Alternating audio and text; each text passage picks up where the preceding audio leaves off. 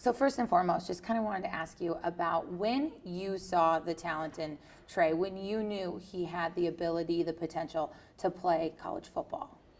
I would say in between his sophomore and junior year, he had gone to some camps, just some throwing camps, and he showed some interest in playing quarterback, and he just kind of just flourished from there. So I think at the end of his sophomore year, we made it to the playoffs, and he played extremely well and won some games there.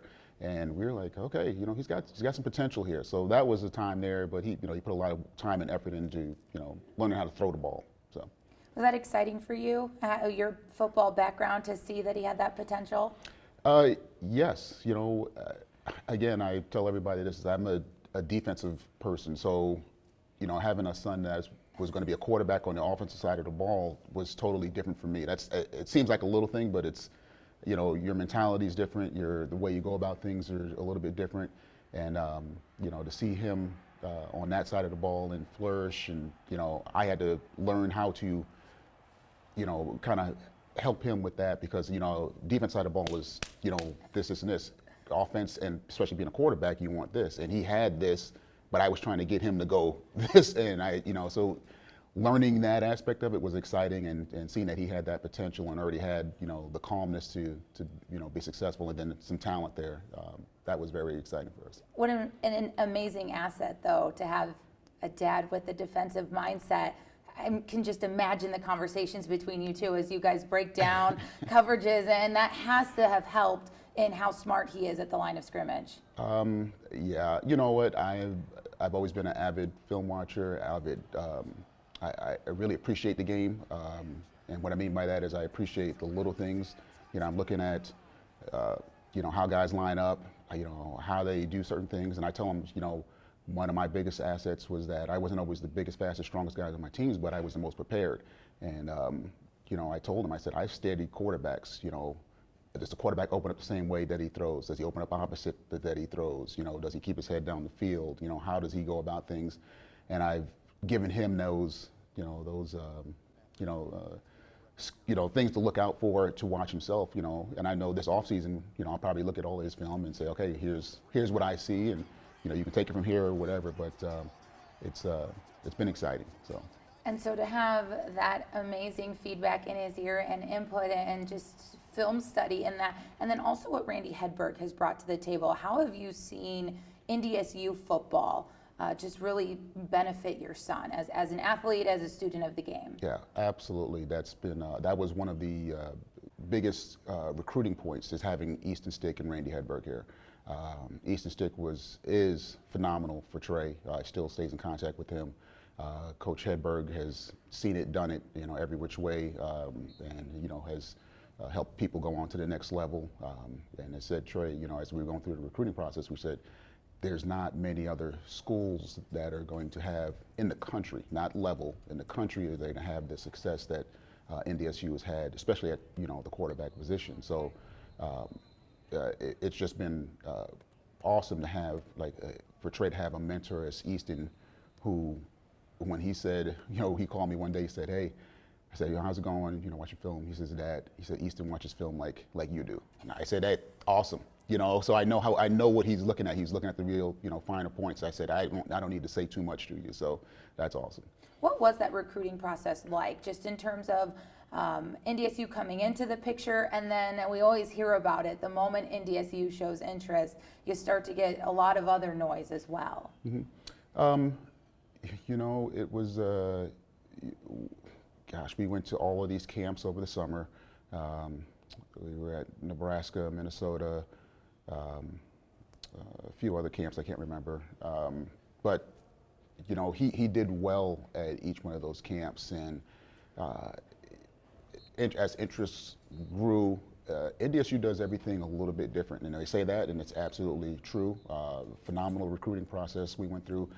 They just stood out as the way they went about things, how they talked about things, and the fact that they absolutely wanted him 100% at quarterback. So that was it was everything. So. And so when you talk to Trey, he is incredibly humble. but he's also really confident, and it never gets anywhere near conceited. Where did that come from? Were you able to instill that balance in him? You know, we just, it's not. Give for us the blueprint. Yeah. How do you raise this child? You know what? He's just, you stay humble and hungry, and that's it. I mean, we always talk about, you know, just do your best, be prepared. You know, early on when we would go through things, or we would, you know, he's at competition or something like that, you know, I was a big stickler on telling him, hey, everybody has practice. So you do not, if he lost the game, I said, I don't want to see any tears. Sorry, I don't want to see you crying, because everybody has practice. Did you do anything extra to really put yourself in position to win or lose that game? Because that's when you're going to win and lose it, you know, in practice time. So his preparation, his humbleness, I think it just comes from, you know, us just keeping him grounded, I guess. You know, there is no perfect blueprint here. He's a competitor, and I think he just knows that there's a lot more for him to do in life other than football as well, but just, you know, from a day-to-day basis of just making things happen. There was a ball in his hand at a very young age. We've seen the pictures. He's a cute little kid with that football in his hands and basketball, you know, a lot of different options there. When did football start to stand out as the one he really wanted? And nobody's gonna believe this, but I did not push football on him. But I it's did. Just a cute picture. No. Well, I gotta take that back, because I had made sure both my kids, when they were born, I had got them their first football, and then we have a picture of both of them. So, of course, football's, you know, I loved it, but having your kid play is a totally different thing. You know, I was just like, I wasn't sure. You know, Angie wasn't sure. You know, we wanted him to go through that, but he's the one that really gravitated towards it. And, you know, once he really embraced, you know, saying, hey, I want to do it, and I want to excel, and I want to, you know, we make sure he has to verbalize it. So you want to play? What level would you like to play at? You know, he had to verbalize those things. Once he did that, yeah, it's a great feeling, because that's something that, you know, I have a passion for, and, you know, can give him some guidance and some certain things there. It's just a good bonding thing for us. You know, like I said, we can talk football now, and even now, you know, the way we can talk football now is even, you know, at a higher level because of, you know, Coach Hedberg and Easton and him being here. But it's just been an awesome feeling for him to, yeah, for us to have the same kind of passion. Is he kind of teaching you things now, or is there new wrinkles and things that you're going, oh my gosh, where did? Well, he has, you know, their language is totally different here. So when I say something, I'm probably talking about high school stuff. I say, hey, you know, I'm talking about this formation here. He's giving me a whole nother, I don't need to learn the whole new offense. I'm done. So, so that's been fun though. But, you know, just for him to even have that ability has just been phenomenal for me. I get off the phone and Angie and I are like, hey, you know, he just told me this, you know, so it's fun. It's fun for me.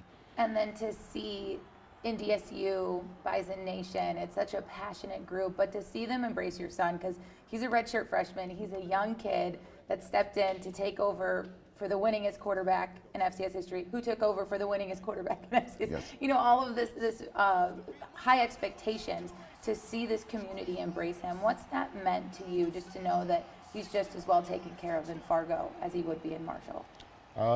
It's, you know, again, going through the recruiting process, that was one of our things.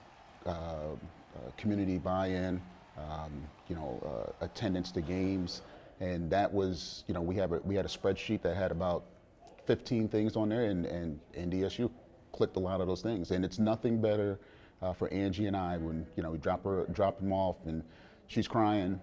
You know, I'm, you know, doing okay. I'll say that. Sure you are. Sure you are. And you know, when we got down the road a little bit, we said, you know what? We can't ask for a better situation. We can't ask for better people for him to be around. We felt good about that. You know, Coach Kleinman at the time, we felt really good about, you know, him, Coach Hedberg, and the kids. You know, Easton was going to be his mentor. We felt good about that. We knew there was going to be some trials and tribulations going through camp and stuff like that, and just kind of learning it. But yeah, no, the city of Fargo has been just the state of North Dakota has just been awesome for him. So. How was that transition? Was there any uncertainty with Chris leaving, or was Randy staying the one that sealed the deal. What was that moment like when you heard all of that going on, knowing your true freshman son was up in Fargo? You know what? That was actually one of the things on our spreadsheet. You know, coach's contract. Is he going to leave? You know, because I didn't want him to go through a coaching change.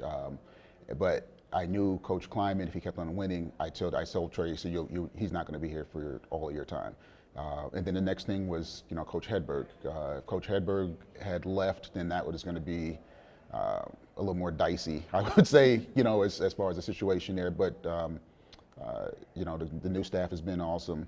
And it's not, you know, the one thing we said about NDSU is that because of who they are and what they do, it's going to be somebody within that group. So it's not going to be somebody that's coming in here and just, you know, flinging the ball, you know, 50 times a game and stuff like that. It's going to look the same or be the same as it has been, because, you know, why would you change the blueprint at this point? What do these next 3 years look like in your mind? What's your hope for your son and his trajectory and what he's able to accomplish here?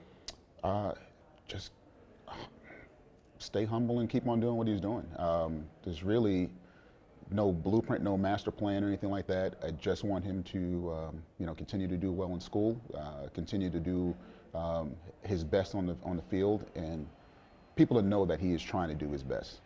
There might be an errant throw here and there, but he's trying. Okay, so you know, that's our big thing, is like, you know, nobody's out there trying to mess up or anything like that, and he's trying, and he's just going to continue to do what he needs to do for his team and the community, and hopefully that's enough.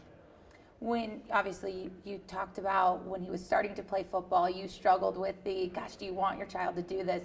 You've played professionally. Is that a hope for Trey? Do you believe he could handle everything that comes with that next level of everything? Anybody who plays, it's a dream. You know, it's something that's out there. It's not something that you're just saying, oh, that's my sole purpose in life. But it is something that I would say most kids would say, hey, if I have an opportunity, you know, heck yeah, I'd like to go on to the next level.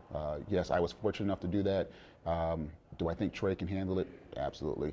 You know, it's just the thing about playing here, and everybody's asked about, you know, how's he going to handle this game? How's he going to handle this and this? 1-0. Every game is the same. You know, this is the biggest game, but it's the biggest game. It's the only game. It's the last game. It's just got to go 1-0. How are those emotions for you this week? I know Trey is calm, cool, and collected. That's what he always puts out for us. But how are you guys handling this big game? I am doing actually pretty good. Yeah, I don't get nervous until probably the game, till kickoff time. Then that's when the butterflies will start going. Mom's been a little bit more anxious, I would say, you know, during this week here. But you know what? We are, you know, it's about preparation. You know, as long as I know that he is okay out there and he knows what he's doing and he's not, you know, hemming and hawing or having a glitch here and there, I'm confident in what he's going to be able to do. So I think that's the biggest thing. I'm not worried that he doesn't know, or somebody's going to show him a look that he's not going to see. You know, I'm okay. Just to say that. Yeah, you know, he makes me okay, you know, with how he's prepared.